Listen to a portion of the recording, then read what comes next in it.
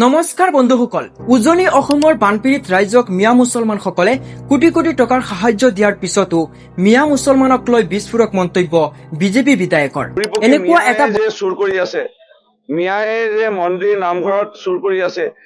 এটা ভয়াৱহ পৰিস্থিতিটো য'ত মানুহৰ জীৱন মৰণৰ প্ৰশ্ন হৈছে, তাতো বিধায়কৰ নামত কলঙ্কজনে হিন্দু মুছলমানক লৈ ৰাজনীতি কৰি আছে। মই এই বিধায়কজনক পোনপটীয়াকৈ এটা প্ৰশ্ন কৰিব বিচাৰো, আপোনাক ৰাইজে বিধায়ক কিয় বনাইছে? হিন্দু মুছলিম কৰিবলৈ বিধায়ক বনাইছে নেকি? আপোনাৰ কাম হৈছে জনকল্যাণ কৰা, আপুনি জনসাধাৰণৰ হিতৰ বাবে কাম কৰক। এনে এটা ভয়াৱহ পৰিস্থিতিটো হিন্দু মুছলমানক লৈ ৰাজনীতি নকৰিবলৈ আপোনাক মই সকীয়াই দিছোঁ। যি সময়ত অসমৰ হিন্দু মুছলমানসকলে সকলো ভেদাভেদ পাহৰি একতা আৰু মিলাত প্ৰীতিৰে বানাক্ৰান্ত ৰাইজৰ কাষত থিয় দিছে, সাহায্য আগবঢ়াইছে, তেনে সময়তে আপোনাৰ নিচিনা এজন জনপ্ৰতিনিধিৰ মুখত এনেধৰণৰ কথা অলপো শোভা নিদিয়ে। কিন্তু এই চকুমুদা বিধায়কজনে দেখা নাই যে মিয়া মুছলমানসকলে দিন ৰাতি একাকাৰ কৰি বানাক্ৰান্ত ৰাইজকে সহায় কৰি আহিছে। আনকি তেওঁলোকে নিজৰ মছজিদতো বানাক্ৰান্তসকলক আশ্ৰয় দিছে।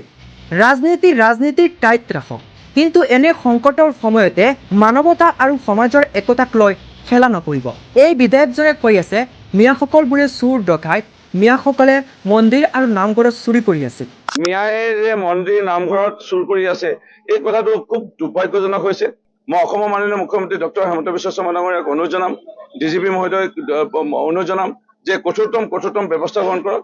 আৰু এনেকুৱা যদি আৰু মোবাইল বা এনেকুৱা লগত যদি আৰু সম্পৰ্কৰ লিংক যদি আপোনালোকে বিচাৰি উলিয়াই, নিশ্চয় বহু এই যে চুৰ ডকাইত মন্দিৰ নামঘৰত গুৱাহাটীৰ পৰা অসমৰ বিভিন্ন প্ৰান্তত হৈ আছে, এনেকে চল পাই আছে। এই গোটেই নেক্সাছটো ধৰিব লাগে আৰু এইটো হেক কৰিব লাগে। আৰু যদি আমি হেক কৰিব নোৱাৰো, এনেকে আমাৰ নামঘৰ মন্দিৰ লুটি শেষ কৰি। যদি এই মিয়াসকলে মন্দিৰ বা নামঘৰ চুৰি কৰাৰ ইমান ইচ্ছা থাকিলেহেঁতেন, তেনেহ'লে উজনিৰ বানাক্ৰান্ত ৰাইজৰ কাষত গৈ নিজৰ কষ্টৰ কোটি কোটি টকাৰ সাহায্য নিদিলেহেঁতেন। বন্ধুসকল, এই বিধায়কজনৰ মন্তব্যক লৈ আপোনাৰ মতামত কি? কমেণ্টত জনাবলৈ নাপাহৰিব। ধন্যবাদ। জয় আই অসম।